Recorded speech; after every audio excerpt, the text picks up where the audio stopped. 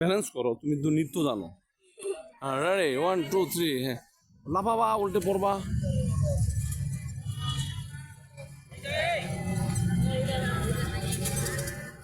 একদম লাফায় উল্টে পড়ো।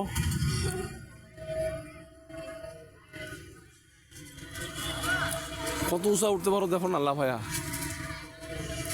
পড়ে গেলেও তো ভাঙবে না হাত পা।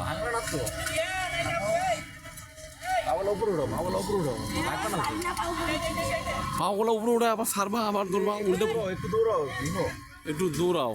দৌড়াও করবো না তো।